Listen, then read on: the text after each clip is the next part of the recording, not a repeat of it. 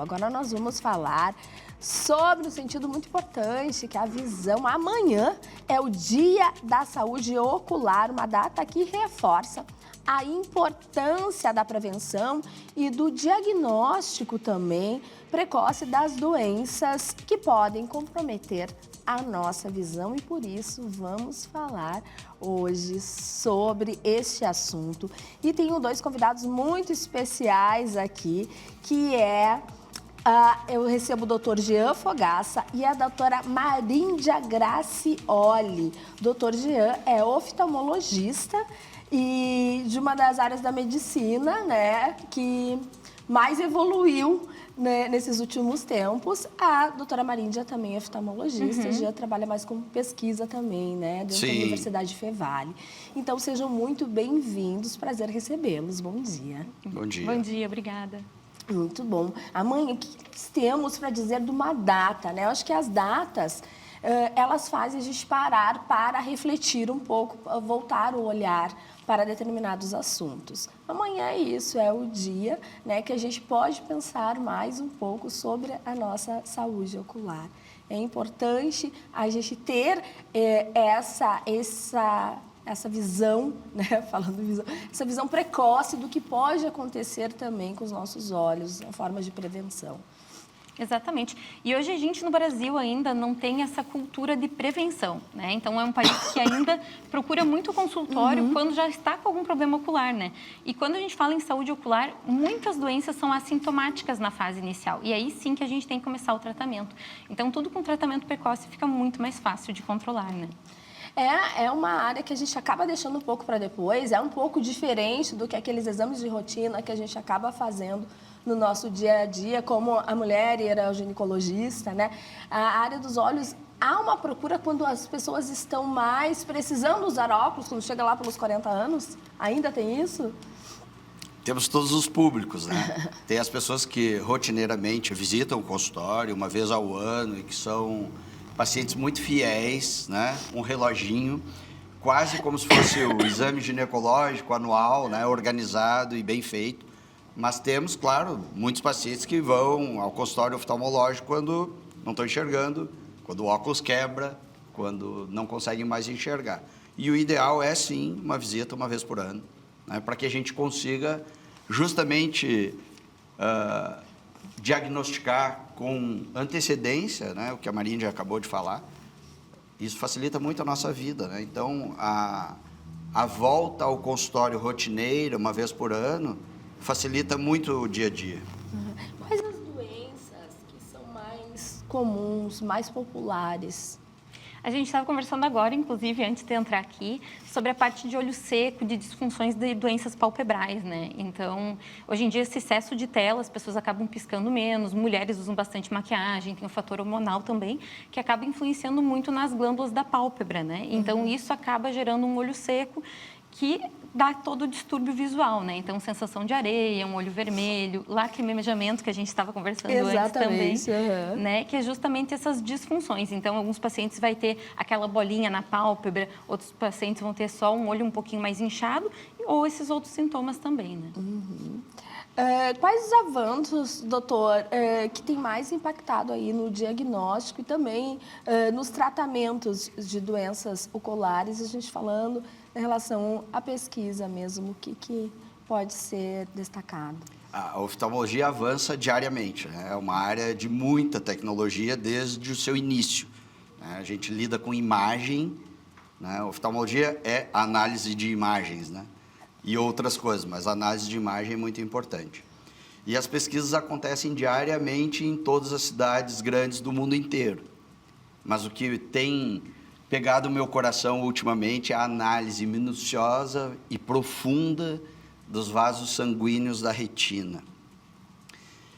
Isso é um estudo novo, moderno, que tem a capacidade de, com as imagens ultra detalhadas, perceber doenças que a gente não percebia ainda. Isso talvez coloque a oftalmologia em poucos anos de novo no centro do campo e a gente consiga trazer a oftalmologia como uma grande especialidade médica, porque ela vai poder socorrer as outras. As né? outras áreas também. Claro. a hipertensão arterial sistêmica, diabetes mellitus, podem ser diagnosticadas de maneira muito precoce em relação ao que a gente tem hoje, a partir do momento que a gente faz essa análise profunda, com toda a tecnologia à disposição que a gente tem, né?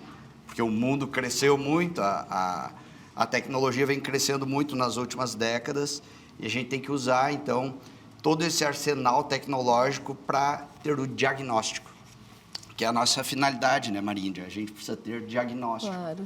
E a tecnologia vem nos ajudando muito, e essa análise meticulosa dos vasos sanguíneos, que é a Oculomics, essa vai trazer muitos benefícios para a população, para nós mesmos, em poucos anos. Então, isso tem me pegado muito tempo, estou estudando muito isso, estou encantado com essa possibilidade. Né? A gente tem uma tomografia de coerência óptica, que vem melhorando ano a ano, e essa análise detalhada dos vasos está nos trazendo um outro horizonte, que é o diagnóstico muito precoce, né? Antes do que a gente tem hoje. E a gente está muito empolgado com isso. Isso é pesquisa de primeiro mundo, mas a gente consegue conversar bastante com o primeiro mundo também, né? A gente tem pesquisadores gaúchos nas universidades americanas e eles nos trazem esses resultados de maneira muito precoce, porque hoje um WhatsApp chega muito rápido. Exatamente. Que hoje esse mundo globalizado nos proporciona isso, né? Um tempo atrás era o que foi estudado fora, né? O que está sendo feito fora. As pessoas saíam, inclusive, do país para terem acesso a tecnologias e a médicos, né, que realmente tivessem essas tecnologias de ponta. Hoje estamos aqui com acesso a tudo isso. E Porto Alegre, inclusive, né? Porto Alegre se beneficia dessas tecnologias, né? A Maríndia usa muito laser. Eu uso também na cirurgia refrativa, que é uma cirurgia de ponta no mundo inteiro, que consegue esculpir a córnea de maneira micrométrica. Então, a gente já não está mais falando de milímetros cirúrgicos, né? A gente está dividindo, fatiando o milímetro em 1000 pedaços e operando com uma precisão espetacular, que dá um resultado excelente. E a gente já tem isso em Porto Alegre, a gente não precisa mais ir a outros centros, né? E isso facilita a nossa vida e nos traz resultados muito melhores. E é exatamente como o Gia falou. Então, se a gente for ver, poucos anos atrás, a gente não tinha tanta tecnologia assim. E a oftalmologia é uma área que cresceu muito rápido. As cirurgias antes eram muito mais invasivas. Hoje é microcirurgias da parte ocular. Os microscópios também, antes a gente tinha que ir para São Paulo e ir para fora do país para ver. E hoje em dia a gente tem muito acesso a isso. Essa parte do laser, hoje, em todas as áreas, eu brinco que se a gente for dividir o olho em duas partes, parte da frente e parte de trás, né? Sim. E aí a gente sempre diz que a parte da frente são coisas que têm mais tratamento hoje em dia, mas hoje em dia essa parte de retina está vindo novas tecnologias e é tudo muito novo ainda na oftalmologia. Mas realmente a gente vê um futuro muito promissor, como já falou mesmo, nessa parte médica geral, né? Então, para diagnóstico de outras doenças numa consulta oftalmológica, né? Maravilha. Doutora Maríndia, quais os sinais que precisamos, né, nos ater, o que a gente tem que ali prestar mais atenção, servir de alerta para que a gente procure um tratamento, um diagnóstico e um tratamento? A gente sempre fala muito a perda de visão súbita, né? Então, o paciente que em pouco tempo começou a perder a visão, né? Então, é um sinal de alerta para alguma doença mais grave ocular. Um olho vermelho, um olho mais dolorido, também sempre a gente deve procurar com uma maior urgência. Além, claro, da consulta anual, do check-up para ver se está tudo bem. Excesso de telas, ele prejudica ou não prejudica os nossos olhos? Isso é assunto diário do consultório, né, Andréia? A gente tem que enfatizar isso sempre, e esse é um momento ótimo. A gente vem aumentando o número de horas de tela a cada ano. Nós, adultos, as crianças também, e por que não dizer os idosos também, que usam o celular demais, né? Em um sistema que é colorido, que é divertido, que tem música, que a cor nos chama atenção. Atrativo. Nos prende nas telas, né? A gente fica preso à tela, às vezes rolando para cima, minutos e minutos, às vezes nem sabendo muito bem por quê, porque está encontrando coisas que a gente nem estava procurando. E isso mudou o ambiente ocular. Então, o olho ficou muito mais ressecado, e aí o olho mais ressecado fica vermelho, ele arde, a gente leva a mão para coçar, aumenta a chance de conjuntivite, aumenta a chance nas crianças, nos adolescentes, de ceratocone, e a gente vai entrando num ecossistema ocular que não é interessante. Então, a gente precisa, em algum tempo, limitar essa quantidade de horas, porque a gente tem outras coisas para fazer que não sejam só telas, né? A gente tem perdido outras habilidades. Quando tem um pai ou uma mãe e um filho jovem, eu digo, olha, tu tem que saber descascar uma maçã, né? Que são habilidades que a gente não pode perder. A pedagogia fala muito isso, da habilidade fina nas crianças, né? Porque a tela é um movimento rústico, né? Só jogar para cima. E nos preocupa, sim, essa quantidade de telas, de horas olhando para telas. As pessoas trabalham olhando para a tela, vão para casa descansar e pegam o celular. Impressionante, é. As pessoas entram no consultório olhando no celular. Durante a consulta, tu está atendendo o filho, a mãe, fica olhando no celular, e isso nos incomoda, porque precisa prestar atenção na coisa mais importante, que é o filho sendo atendido. E as telas, elas vêm, chegaram, estão, e a gente vai precisar achar um outro jeito de tirar essa criança, esse adulto jovem, de dentro de um ambiente fechado e colocar para a rua, porque ele precisa pegar o sol, precisa pegar a luz natural. Continua, Maria. E muitas vezes eles vêm procurar ajuda pensando em um óculos para corrigir isso, né? Não sei se tem percebido claro, isso. claro. Os pacientes vêm, eu quero um óculos para descanso. Ah, né? isso fala muito, o né? óculos de descanso. Então, na verdade, a pessoa está cansada, cansa o olho, porque fica muitas horas, como eu falei antes, assim, quando a gente está usando tela, a gente pisca menos, né?